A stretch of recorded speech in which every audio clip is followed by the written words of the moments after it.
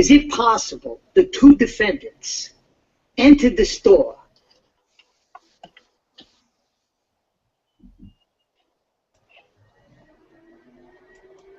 All right, we are live for the 6th episode of Minnich and Andrew Live. As always, your host, Josh Schott.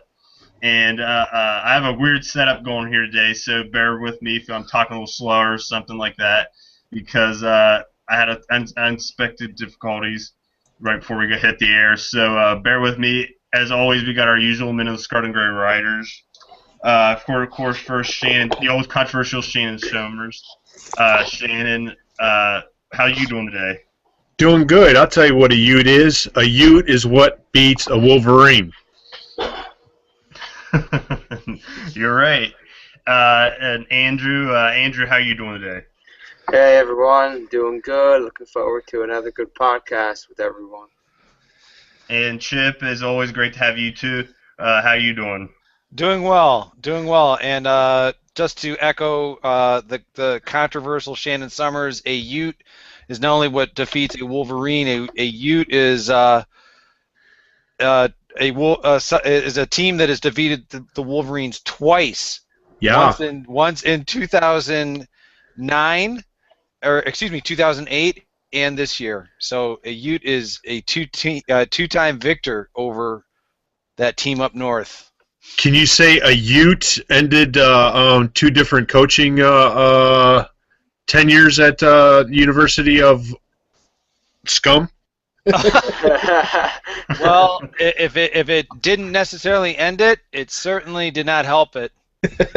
No, for sure. We're definitely going to be talking about the Michigan coaching situation here and talk about the entire Big Ten's great weekend this past weekend. And, of course, we're going to preview the Cincinnati game this upcoming weekend. So we're going to take a look at the Big Ten results from this past week. And as I pull it up here, and like I said, I got a different setup here, so just bear with me.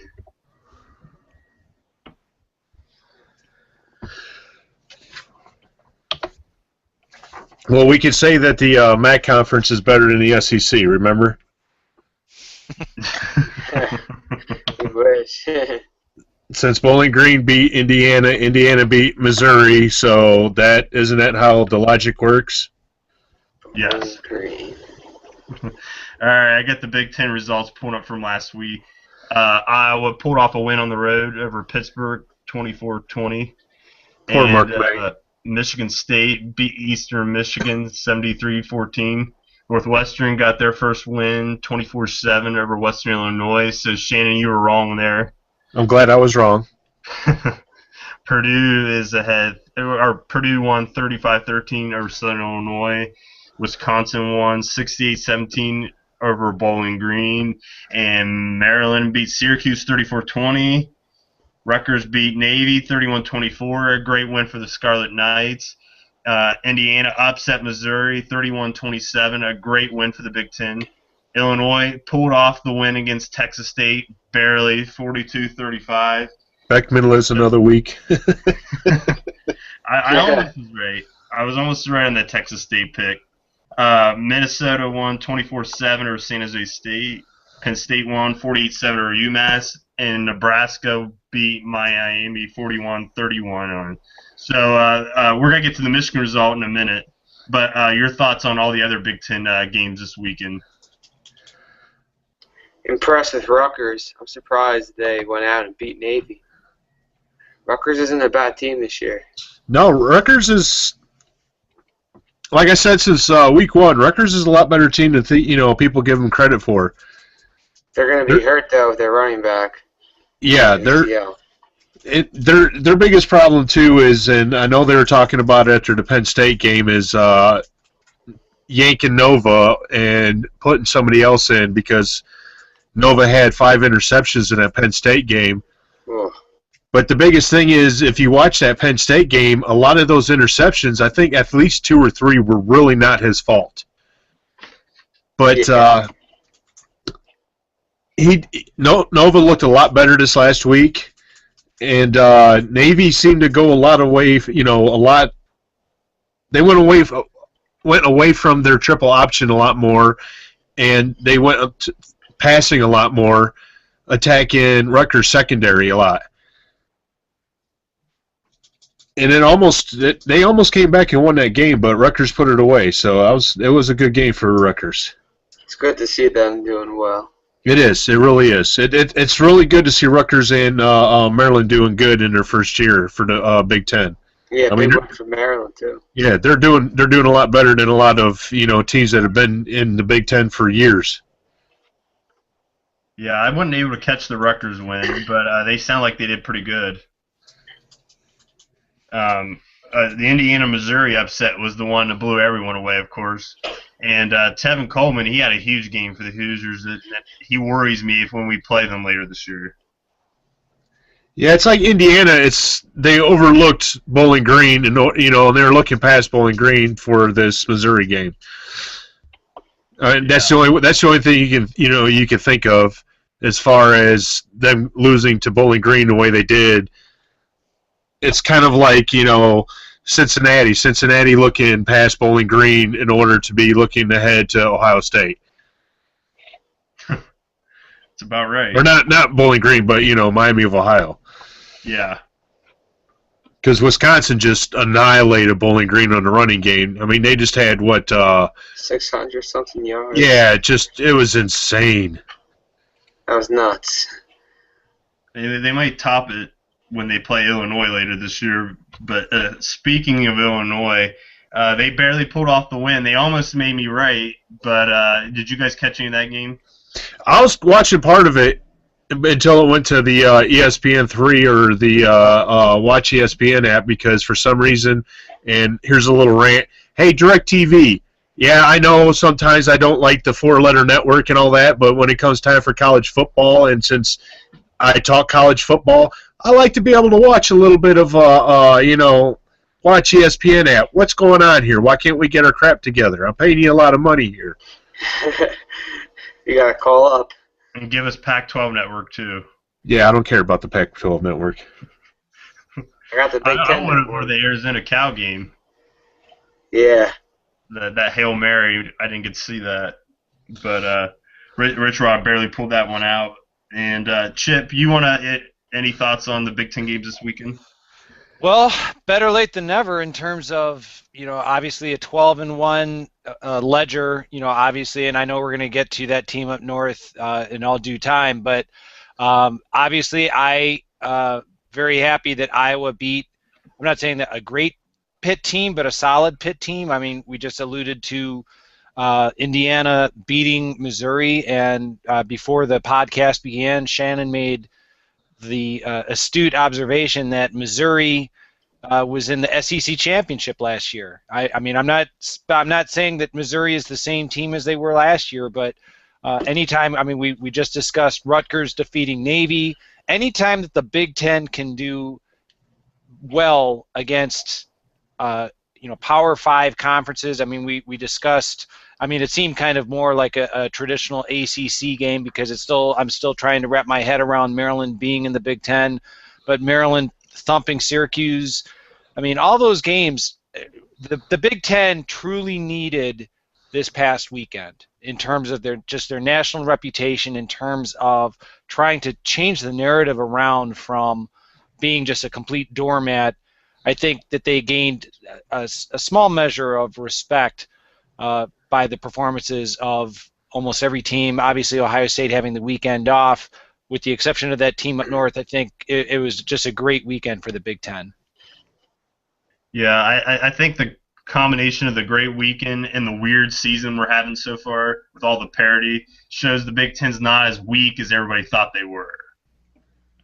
Because there's a lot of top teams right now struggling with inferior opponents or even getting upset. I mean, LSU got destroyed by Mississippi State, so we're going to move on to the game. Of course, I was saving especially. Michigan lost to Utah 26-10. They lost by 16 points. I said 21 points, so I was wrong, but only by only 5 points. If it wasn't for Mother Nature, you'd have gotten that. I know. There's two things that went against you for that: Mother Nature and I can't remember his name. Their starting quarterback going out. Wilson. Yeah, Wilson. Wilson with that stupid jump in the air, landing and is breaking his nose or whatever. That was stupid. But I mean, those two factors right there. If it wasn't for that, you would have been right on your 21 points. And Michigan fans thought it was ridiculous. Yeah, and I thought it was kind of funny. I was enjoying it. I was helping accelerate the Twitter hate. Yeah. So I have to ask you guys, Hoax, he's gone, right? He's gotta be. Well, my best friend is a diehard Michigan fan, and before the game even started, we talk regularly on Friday, and we go back and forth about Michigan and Ohio State. And he's always been a big Brady Hoke fan. And he finally came clean to me before the game on Friday, and he is no longer a Brady Hoke supporter. And he said that if, for some reason, that if Utah wins, then he's done watching Michigan games for the rest of the year, and he wants to see Hoke fired. And there's a lot of people that are feeling the same thing. Yeah. But it's not just Hoke that is on the hot seat. I think it's also Dave Brandon that's also on the hot seat also.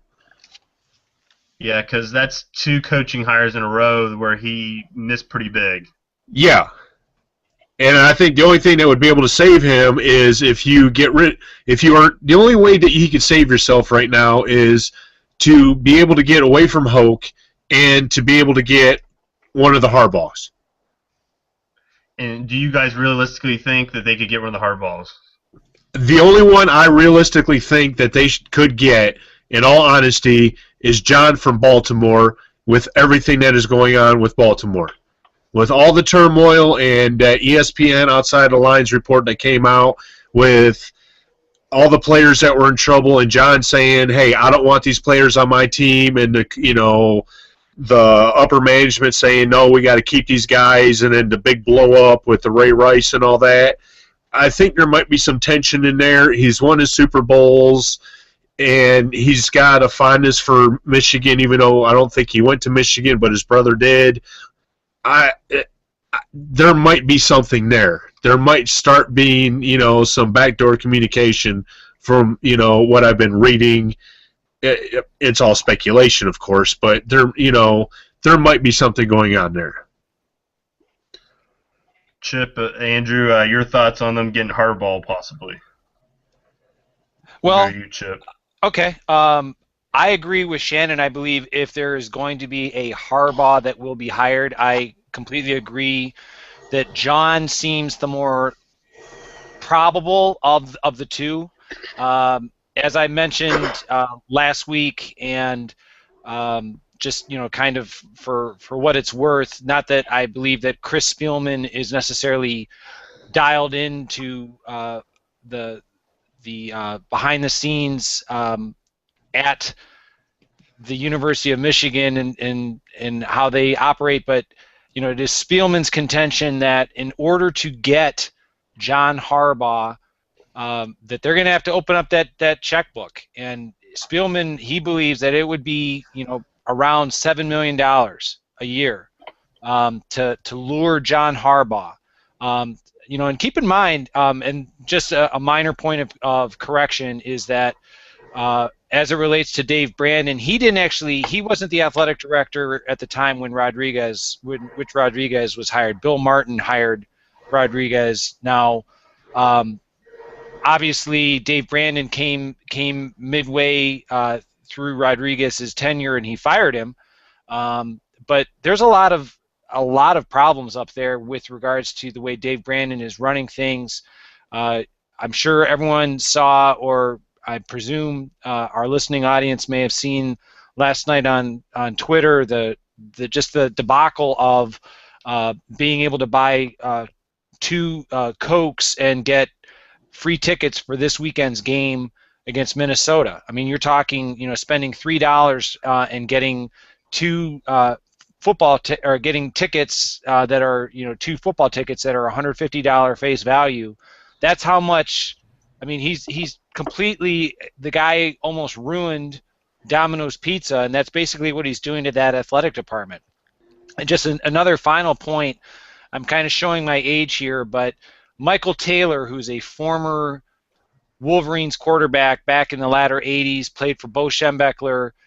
He made a really good point when he was on a morning show talking about, the performance of the football team. Over the last 12 games, these are the victories that the Wolverines have. They have a victory over Indiana. They have an overtime victory over Northwestern. They have a victory over Appalachian State. And they have a victory over my alma mater, Miami of Ohio. And that's it. Those are your victories over the last 12 games. So you're talking about a program, I completely agree with Shannon. I think it goes a little bit more, it's a little bit beyond the scope of the coach. I think that they need to probably do sweeping changes from the athletic director all the way through, because supposedly Dave Brandon watches film with the coaching staff, and I can't imagine John Harbaugh, Jim Harbaugh, I can't imagine Mrs. Harbaugh wanting to have the athletic director being so meddlesome in the football program. I mean, can any of you guys imagine Urban Meyer saying to Gene Smith, yeah, why don't you come in and tell us what we're doing wrong? No. That's what I'm saying. I mean, there's a lot of problems there. So it sounds like I'm taking a lot of shots, but I mean, the reality is I just think that Dave Brandon has to go. I think the coaching staff needs to go, and I think it's gonna be a very costly investment, no matter if they get John or Jim or if they make another run at Les Miles. But I think that I agree with Chris Spielman when he says that I believe that ship has sailed in trying to get Les Miles up to Ann Arbor. Yeah, I think that ship has sailed in Les Miles. Yeah, you're spot on all your points, Chip. You're not attacking them at all. I mean, those are all facts. They got a clean house. And Andrew, do you think that they have a chance with Harbaugh? To be honest, with everything going on, I wouldn't be surprised, and I wouldn't mind, because Michigan does. They need a change, because as much as we hate Michigan, the Big Ten needs Michigan to be good, and they're just not representing the Big Ten like they used to, and then that hurts teams like the Ohio States, the Michigan States. So I mean, I would like to see a change, and I hope Michigan does make a change, and they make it soon, because it's not working for them right now. It's absolutely not. I'm surprised how positive you guys are about them possibly landing a Harbaugh, because I don't think they have a great chance. I just don't see how they're going to leave the NFL teams to come coach this mess up north. Well, I'm sorry. I'll let you finish your point, and then I was going to make a follow-up to that. So. Yeah, I don't know. I just don't see it. I don't see how there's only 30 NFL jobs, and they're going to come to Michigan to fix a big mess, and it's going to take at least 3 years to get them back to national prominence in my mind. But then again, I didn't think Ohio State had a great shot to get Urban Meyer. So where was your rebuttal, Chip? Oh, it wasn't so much a rebuttal, because I actually, like I said, I'm just merely, I guess, regurgitating what Spielman said in terms of what he believes, like the price tag would be for John Harbaugh, let alone Jim Harbaugh. But here's something that you have to keep in mind, and I realize we're talking about Michigan in terms of, that they need to make a change. Well, let's say that they open up their checkbook and they get John Harbaugh or they get Jim Harbaugh. Well, guess what? Just like and anyone that follows Penn State would be able to tell you is, all right, let's say that either of them goes up there, they have a good job, they're doing well. An NFL team is going to come around and say, hey, what would it take for you to come back to the NFL? And they bolt and leave Ann Arbor truly, in the lurch, because that's kind of what Penn State had to deal with, after Bill O'Brien's first year. So I'm of the belief that if they're going to make a run, I am inclined to believe that that ship has sailed, but I think it's probably worth trying to see, okay, to Les Miles, if he has any interest, because you don't have to worry about him. I mean, this would be the perfect conclusion for his coaching career. If he had the opportunity to go up to Ann Arbor and get his dream job, I think I would go there first before trying to lure a guy from the NFL, knowing that all it would take is one rocky season in Ann Arbor and that person is heading right back to the NFL. Well, here's my whole thing on the John Harbaugh situation. John has already won what, 2 Super Bowls? No, 1. Okay, he's won a Super Bowl. Yes. So he's accomplished his goal in the NFL of winning a Super Bowl. His brother Jim has not accomplished that goal yet. He might be looking at the bigger picture of wanting to rebuild and bringing Michigan to prominence because he holds Michigan in such high regard, and he loves Michigan. I guess he's really good friends with what did I read? I want to say, and don't quote me on this, I could be wrong, but I want to say he's good friends with Tom Crean, and I guess he was wearing Michigan stuff around Tom Crean, and it was driving him crazy. So, I mean, there's something there. Yeah, I know both are very close to the program, and I've seen Michigan fans throughout the same scenario you have, Shannon, about them wanting to come back and save the program because it means so much to them.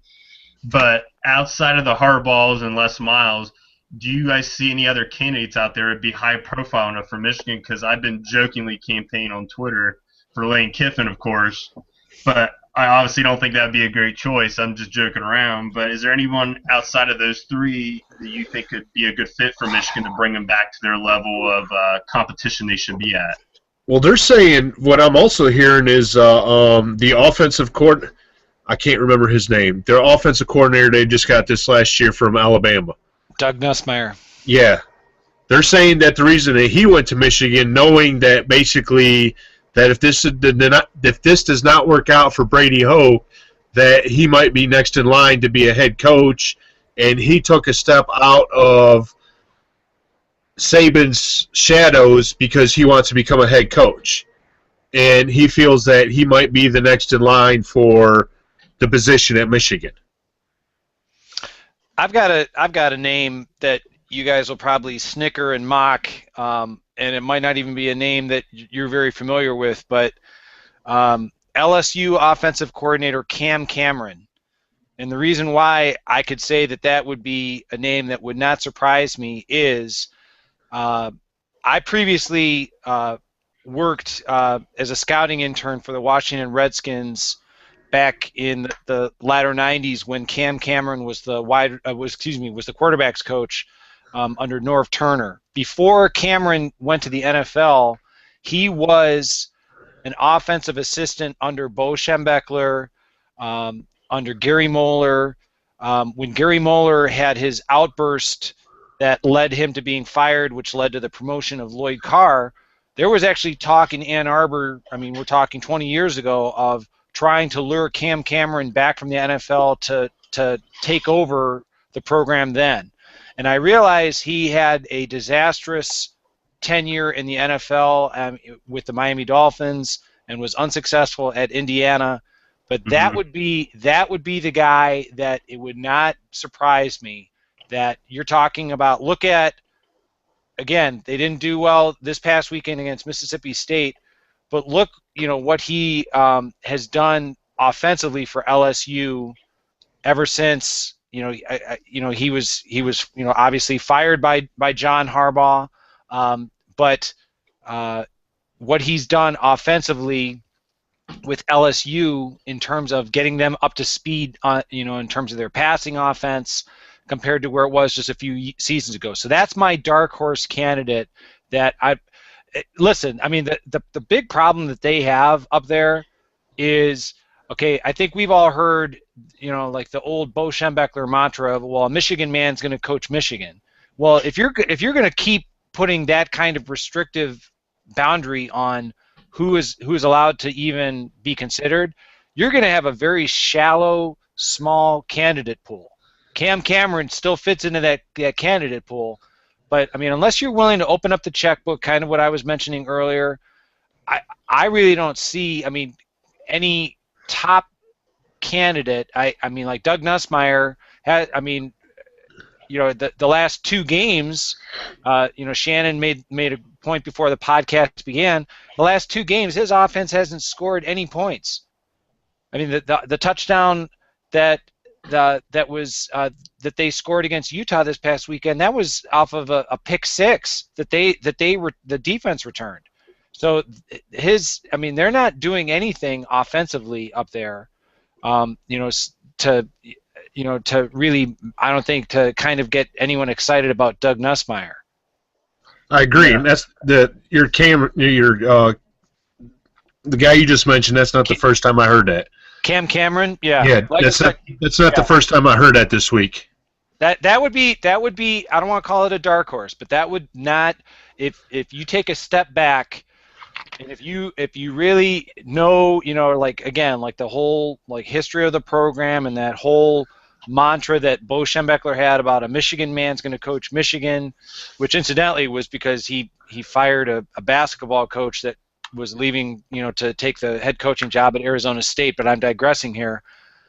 You know, that's where that whole idea of, okay, well, we have to, you know, like promote from within. And Bo, even before, you know, he had heart attacks during his tenure at Michigan, and I remember when he made the decision, I'm going to step down, but I'm, as the athletic director, I'm going to pick my successor, and that's when he chose Gary Moeller. And for what it's worth, Gary Moeller, I thought, was an outstanding coach. He was the one, that's when that run on developing quarterbacks, you know, into NFL players, like he, you know, Elvis Gerbach, he was the head coach when Elvis Gerbach and Desmond Howard and Ricky Powers, I can recite a whole bunch of Ohio players that went to that team up north, and Gary Moeller developed them. We don't have to mention Desmond Howard. I know, but I'm just trying to make the point that there was a good coach that had a few too many drinks one night and had an outburst at a Detroit restaurant. That's why he was fired. They elevated Lloyd Carr. Lloyd Carr basically kind of was, you know, he was in the right place at the right time and did a solid job. Obviously won a share of a national title in 1997. But the reality is he never developed any of his assistants into top-notch coaches himself. And that's why now you're looking at, all right, like the best of the candidates is obviously Jim Harbaugh, you know, but I can't imagine, you know, Jim wanting, you know, to go up there and have to answer to Dave Brandon. Same thing with John Harbaugh. I could see Cam Cameron accepting that. That's just my personal opinion.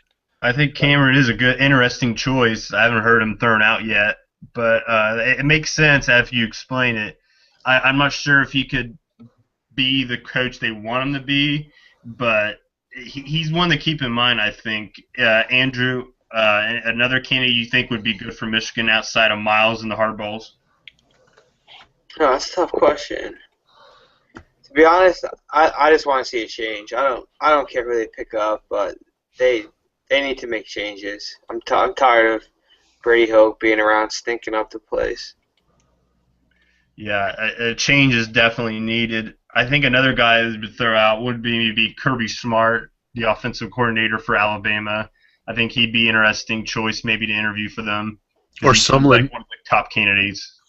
Or Sumlin from Texas A&M. Yeah, and I saw Art Briles from Baylor thrown out as another name. Just remember, though, that when it comes to, I mean, Art Briles is a Texas guy through and through, and Kevin Sumlin just got a nice contract bump last year. Did. I'm not saying that those are. I'm not disagreeing that those would be better candidates, but you just gotta. Again, I just want, you know, for our listening audience and for our panel here, is if the powers that be are going to insist about that whole Michigan man mantra that they've insisted upon for the last 20 years, that candidate pool, pretty much you've got the Harbaughs, you've got Les Miles, and you've got Cam Cameron. And I can't, and that's pretty much it. I mean, in terms of with that fall, and I'll take that one step further. Even though he's never been a head coach, is the offensive coordinator at Virginia Tech is Scott Loeffler. I'm not sure how to pronounce his name properly, but he is a former Michigan quarterback. I think on his bio, helped to, coach Tom Brady, all that kind of stuff. He was there in the early 90s and he actually coached under Urban Meyer for a brief time at Florida. But he's never been a head coach. I mean, I think you need it truly. I think this is one of those programs where you can't have on-the-job training. I think you need established credentials, and I think you've got the Harbaugh. Again, I'm just using the traditional Michigan approach. The Harbaughs, you've got Les Miles, and you've got Cam Cameron, and that's pretty much those are the candidates that I see are the most viable. There's only one coach that I really don't want to see go up to Michigan and turn that program around. Being a Lorain County person is Les Miles. Yep, I understand that. That's just, my heart is Lorain County through and through, and he's a Michigan man, okay, but he was born and raised in Elyria, right down the street, and that would drive. No, that'd be just too much of a stake in my heart. Well, I can throw out a more heartbreaking choice than that. It's going to be the final question here about this before we move on. People, I think this is pretty ridiculous to throw his name out, but Jim Tressel. Is there any chance you see Michigan maybe trying to get Tressel? No, because he's still got that show clause. Yeah, that's exactly it. The show clause. It's a 5-year show clause, and he hasn't even started year 1 of it yet. But they are rebuilding. I can't see it, and I've got I just thought of another I don't want to say a dark horse, but one that, and I'm even violating that whole Michigan man mantra that I think would not be a bad choice, but I can't see it, is the guy that's going to be walking the opposite sidelines in Ohio Stadium this weekend, Tommy Tuberville. I mean, that guy. Say what you will about that he doesn't stay in one place too long, but that guy is a good football coach, and as we all know, Urban Meyer is 0-2 against him in their previous SEC battles. So Tuberville, I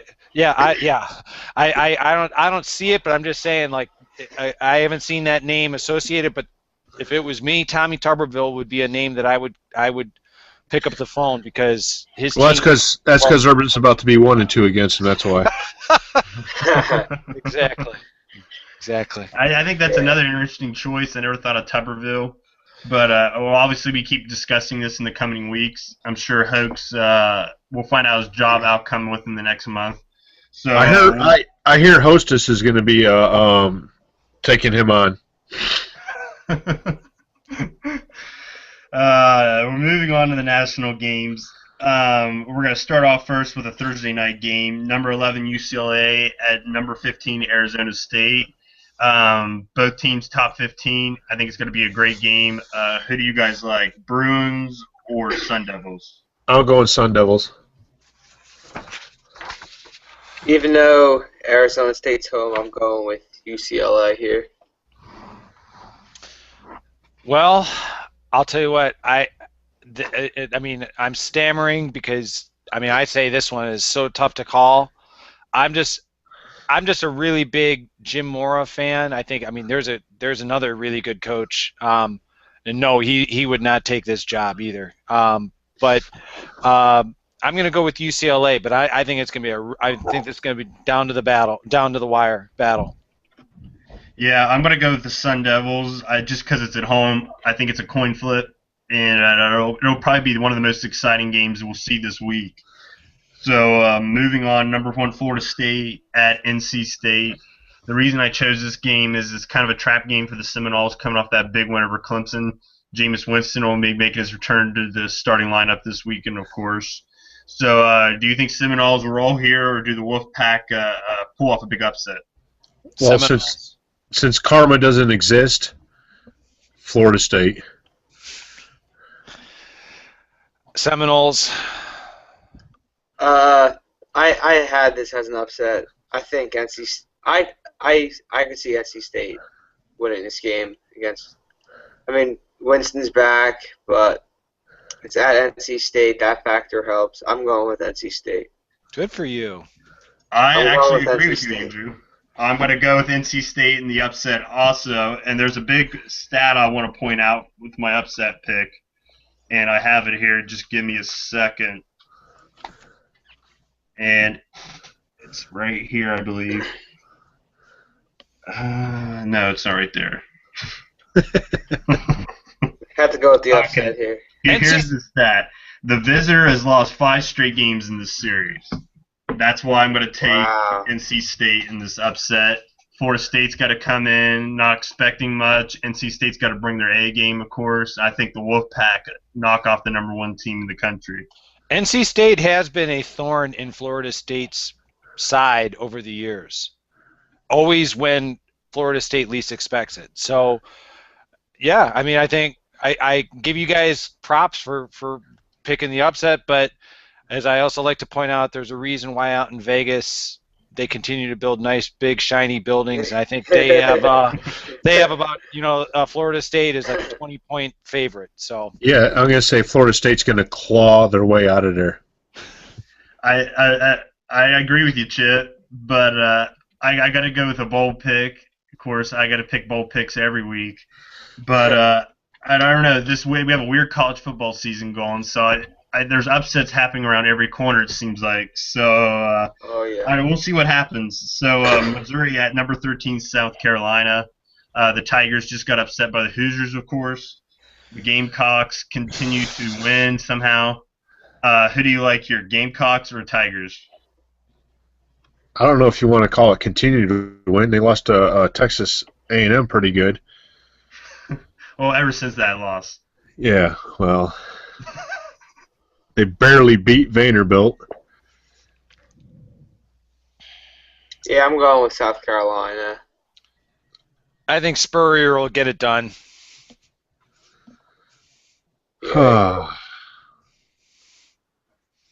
Shannon? Never roll.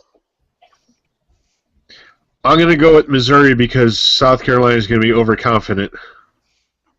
I'm going to agree with you, Shannon. I'm going to go with another upset here. I think Missouri upsets South Carolina to continue the crazy college football season we're having. I'll probably be wrong, but I just feel the upset here. I don't know why. So that'll wrap up our national games. We'll take a look at the Big Ten games now. Tulane at Rutgers. Scarlet Knights should roll in this one, right? Yeah, they should. Yes. Oh, yeah. Yeah, they kill them. Yep, I think Rutgers wins big. Moving on, Wyoming at Michigan State. How many points of the Sparta you got to hang on the Cowboys? Jeez. Now, Michigan State's got an offense, man. It's a little scary now. I'll tell you what. I believe, I may be mistaken, I believe Wyoming has Craig Bull as their new head coach, and he was formerly the head coach at North Dakota State.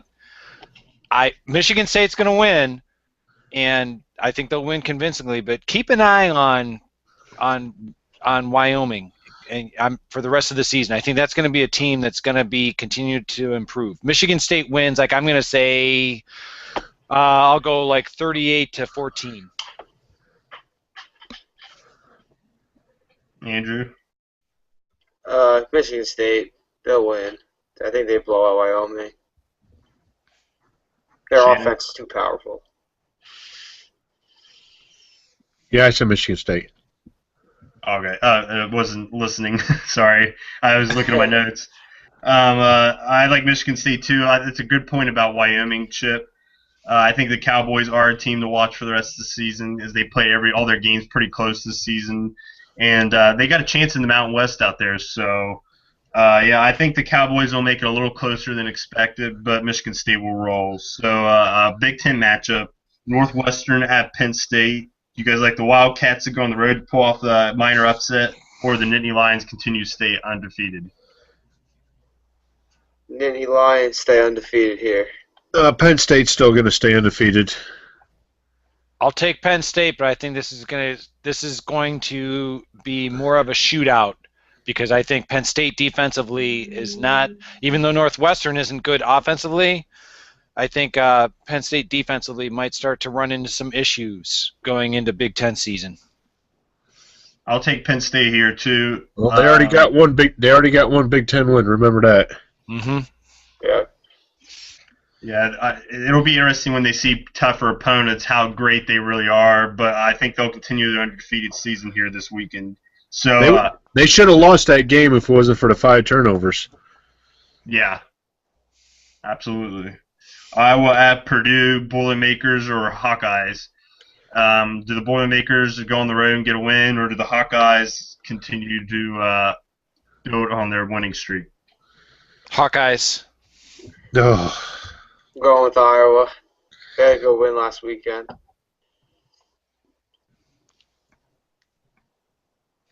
I'll take Iowa too. I don't know. I just don't know about Purdue. Purdue's kind of you see small improvements out of them, but I don't think enough to knock off Iowa yet. They're getting there. You do see small improvements out of them, though. Yeah, Hazel hopefully gets a shot there to build them into a real program. I Yes, think slowly but surely. You're not seeing anything major coming out of him, but you are seeing small improvements, and hopefully he's going to start getting some good recruits. Because, like I said, he started off with the bare cupboard, and he's turning the program around slowly. This is only his second year. Yeah, you can see definitely. You can see small improvement. Yeah, and you can see a different attitude within the team. Yep, I think the Boilermakers are definitely slowly getting up there, and hopefully they'll get back to a bowl game next year. So South Florida at number 19, Wisconsin. Badgers might have another big week in rushing. Do you think they could top it? I don't think they're going to top it, but they might be a little tired. They might be a little tired from that. They might come up with 599 yards rushing. Yeah, I think Wisconsin rolls. Oh, they're definitely going to roll. Yeah. Yeah. They stomp South Florida. Yeah, Badgers will roll in this one. Maryland and Indiana, another Big Ten matchup. I think this game will be pretty interesting between the Terrapins and the Hoosiers. The Hoosiers, of course, come off the big upset. Who do you guys like in this one, Hoosiers or Terps? I'll go with the Terps. I'm going with Maryland.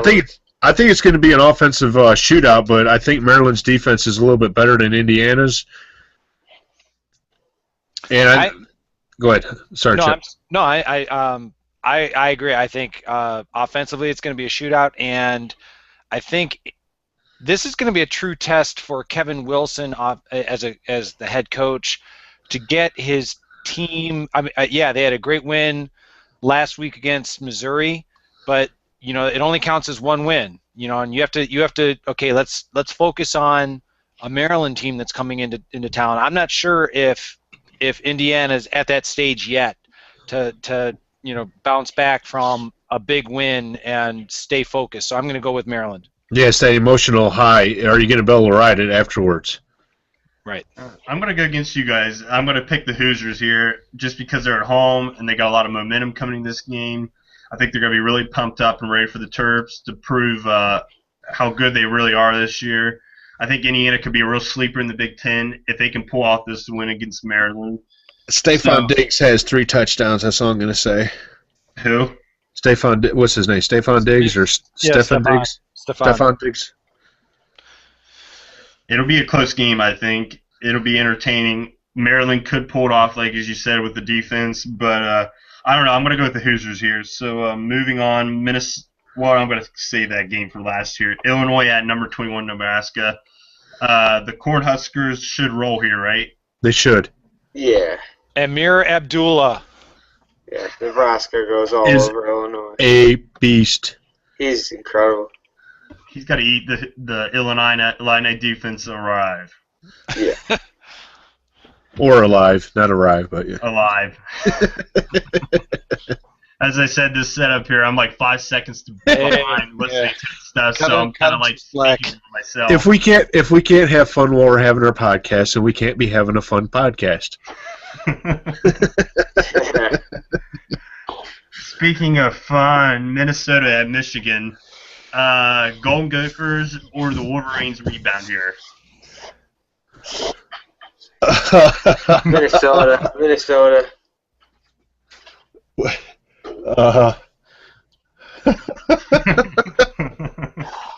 Let's see. Michigan has scored 0 offensive touchdowns against Power 5 conference teams.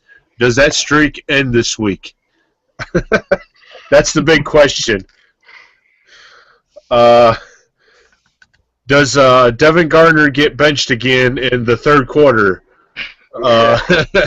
There's a bunch of there's a bunch of question lines in here. What's really sad is Michigan actually has a good offensive line, but they can't stop anybody. Yep.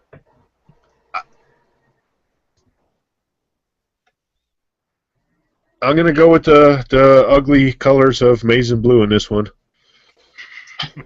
Yep. Well, there's an old expression. I tweeted it last night when the snafu about the tickets came out. The old expression is have a Coke and a smile.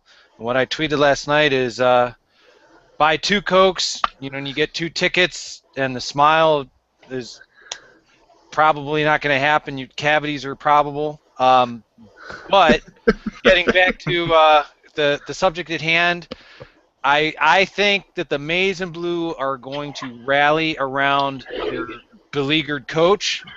They're going to hold on to the little brown jug, and considering the fact that Minnesota is very challenged at throwing the ball, I think this is going to be one of these epic Big Ten games. That I remember a few years ago, Iowa beat Penn State 6-4.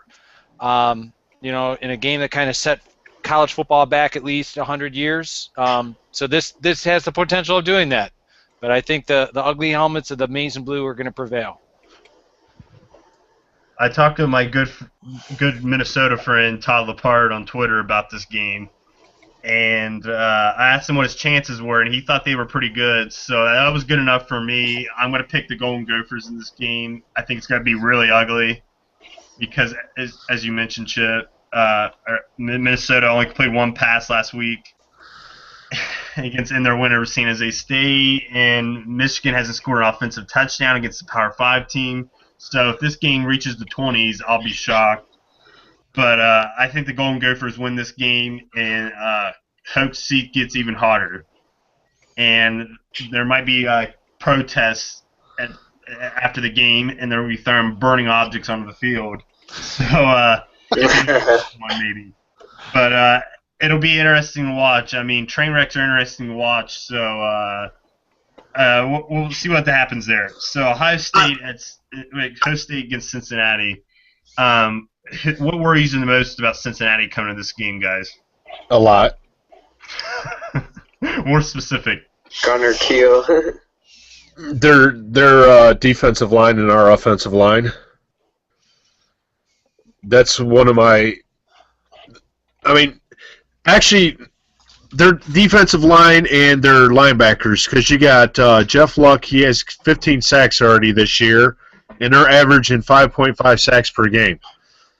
And we're probably averaging giving up that per game.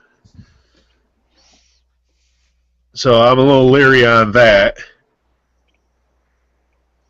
You were saying Gunner Kill, Andrew. Yeah, I mean, they have a great passing offense, so it's going to be interesting to see how the secondary puts up. But I think we need Duran Grant to step up because Gunner Kiel, I think his big target, his name is Shaq Johnson. So Washington. Those are going to be Washington. Those are going to be big guys that we need to keep contained. We can't let them go off on us. What do you mean you need Dorian Grant to step up? He hasn't done anything. We need him to step up. I mean, nobody's been throwing to him because they know that he's going to pick them off. So He's Yeah, he's like Sean Springs. he's Don't made throw for it, you know. don't throw his way. That's good. You know, I think you need more from like Eli Apple and stuff. Yeah. Chip, what do you think is the key to this game? Honestly, I think I know Coach Meyer, listening to his press conference the other day, he says we're going to see, if all the work that we put into our pass defense comes to fruition. But the big thing that I have been waiting for Ohio State so far this season, and again, they didn't really do anything against Virginia Tech to kind of calm me down. I haven't seen much of an Ohio State pass rush. I mean, I know Joey Bosa has been fierce, and it doesn't help with Noah Spence's indefinite suspension. But I haven't really seen too much of this vaunted defensive line really causing headaches. So, to Andrew's point, he's concerned about Gunnar Kiel and Shaq Washington, and I completely agree with Shannon about, that obviously Ohio State's offensive line is still not settled, and they're going up against a very talented Cincinnati defensive front. But I think that one of the things that Ohio State has to do is they have to come out. Gunnar Kiel, so far in the first 2 games, has played against teams that haven't really put a ton of pressure on him. And the Ohio State fans that are there, I was at that Virginia Tech a couple weeks ago, nothing quieted that fan base down watching Virginia Tech, series after series with third down conversions. It took the crowd right out of it. The fans need to be loud. The defensive line has to put pressure on Gunnar Kiel. If we can get that, I'll feel a lot better. I think you need to see Jalen Holmes unleashed, because you're just seeing a little bit of so-so from Miller. I think Holmes needs to step up and be Noah Spence's replacement now, knowing that Spence is pretty much done for. So I think you need to take the handcuffs off of him. I think you need to with Curtis Grant. I think you need to let Raekwon. Yeah, Raekwon McMillan. Yeah, I think you need to let him play, because Grant has his moments, but McMillan is showing that he's got the smarts, and I think he's going to have more talent than Grant. I think let these guys go. And the biggest thing is that you're going to have Joey Bosa going up against, what's his name, Eric Lefeld, their left tackle. So that's going to be a good battle to watch. Plus you got Bennett in the middle, so you're not going to be having a true running game coming from Cincinnati running straight up the middle. So you're going to be running away from them, running more towards the outside, and they're going to be setting up more screen passes. So you're going to need more of that speed, and they're going to have to learn to stop the freaking screen passes. And on the third downs, that's what Virginia Tech was doing a lot of, stopping on the screens, and they throwing to the outside, the short out passes and stuff like that on the third downs. You need to have the speed out there. Yeah, that's definitely been a problem for Ohio State for a while. I mean, Clemson did that in the Orange Bowl too, so that's something they got to work on. And, it's gonna be interesting to see the Bearcats wide receivers go against our man press coverage. I know I've been reading a lot about everybody saying that this is going to be the best wide receiver core, like we were talking about before the podcast started. This is going to be the best wide receiver core that Ohio State's going to face this year. No, it's going to be one of the best, yes, but I'm sorry, Maryland's got a better wide receiver core than Cincinnati does. But this is going to be a real good test of how we're going to be looking against Maryland, and give us a true barometer for playing against Diggs and those guys when we play Maryland. I have to also point out Cincinnati's coming in this game coming off a very close win over Miami of Ohio, and it's only by a touchdown, I believe. And do you think they were looking ahead to Ohio State, or maybe the Bearcats aren't as good as they maybe looked on paper heading into the season? I think they're probably more or less looking ahead. I think they were looking ahead as well.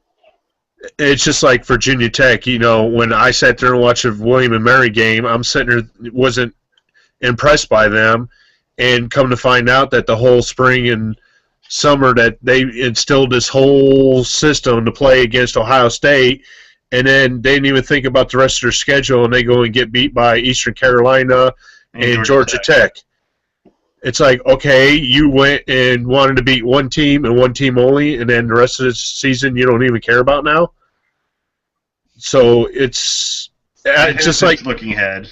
Yeah, it's just like I think Indiana was looking ahead past Bowling Green to Missouri, and that's why they got bit by Bowling Green. Yeah, I was scared when I saw they won by only a touchdown, because then the players and the fans are going to see that and think the Buckeyes, they're going to squash them. And that shouldn't be the case at all. The Bearcats are a very dangerous team, and if Ohio State makes enough turnovers and lets them hang around the game long enough, the Bearcats could easily win this game.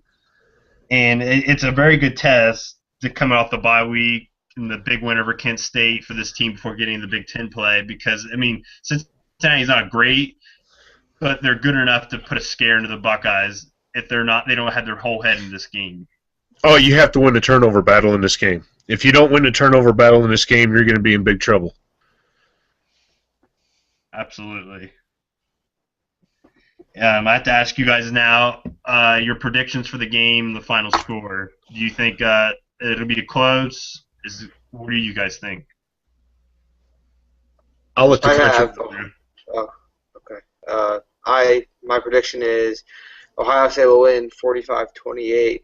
I think the Buckeyes get going early. I think they feed Ezekiel, and then they open up the passing game, and that just opens up the whole offense.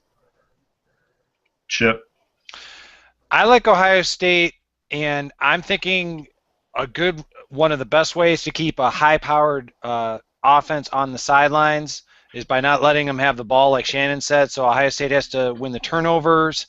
I think Ohio State, if they can get a sustained running game with Ezekiel Elliott and Curtis Samuel, I think that'll make all the difference. I'm going to go Ohio State 35, and I'll say Cincinnati 21. And Ohio State, they score that touchdown to make it 35 is going to be one of those long, sustained drives late in the fourth quarter to kill off the clock and basically grind Cincinnati's defense into exhaustion. Shannon? Wow. You're not going to like my pick. 27-23 Ohio State. Ooh. You're very confident. No, unfortunately not. Wow. It's not going to be an easy game. No, and I mean, it's just there's too many variables right now, and the biggest variable, and especially coming off the bye week, is the whole offensive line. I was hoping that with going against this defensive line, that this offensive line was going to gel quickly. You know, you're going against one of the best defensive lines in the country, but this defensive line hasn't looked like one of the best defensive lines in the country. Granted, yes, statistically, we're the fourth best passing defense in the nation, haven't given up a pass of over 20 yards yet this season, but look at who we faced. I'm a little more confident than Shannon. I'm going to go more along with Chip and Andrew. I think the Buckeyes win this game 45-24. It's going to be close until the fourth, and when the Buckeyes will win out with talent and better coaching, I think.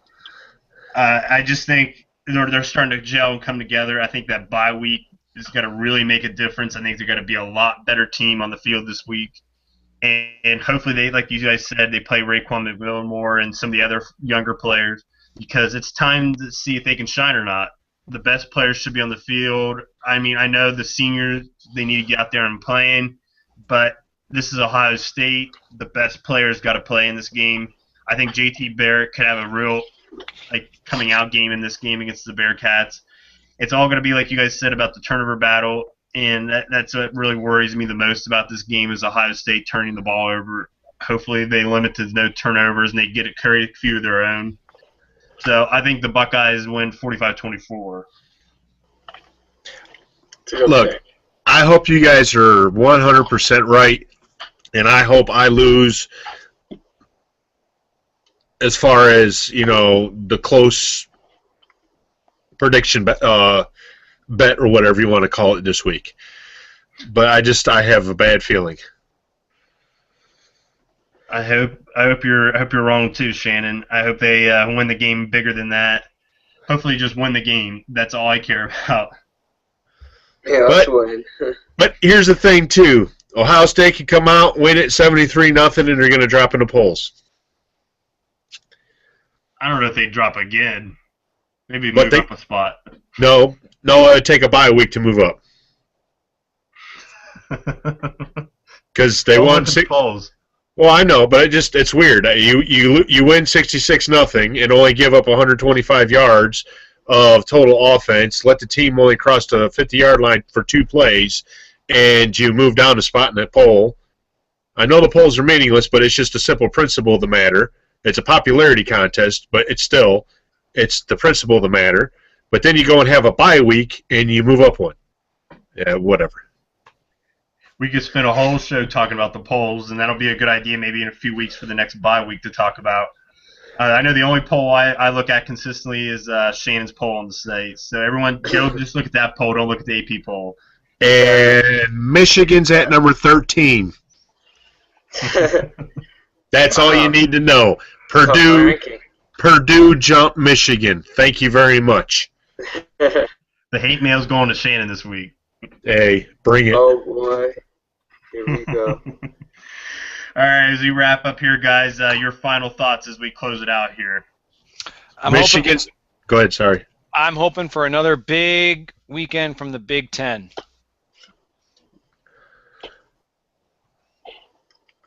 I hope the same thing. I hope the Buckeyes roll. And I'd also like to throw out to Ohio State fans listening live or later.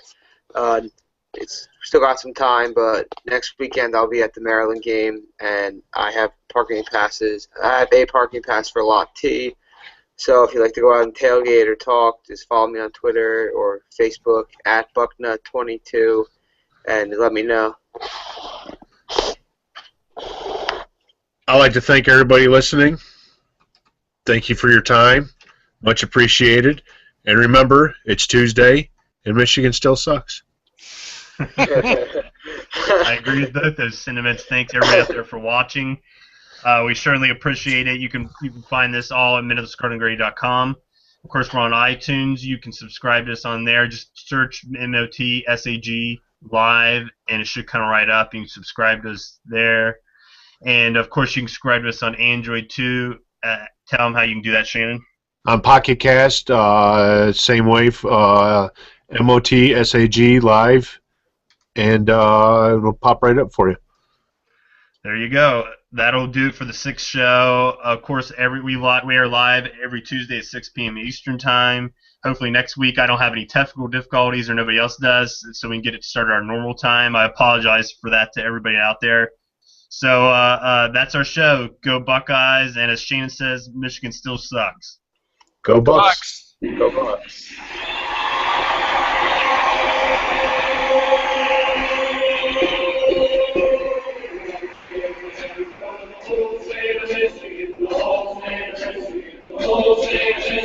Brady Hope's gonna get fired soon. Fired soon. We're from Ohio, oh hey! We're from Ohio, oh!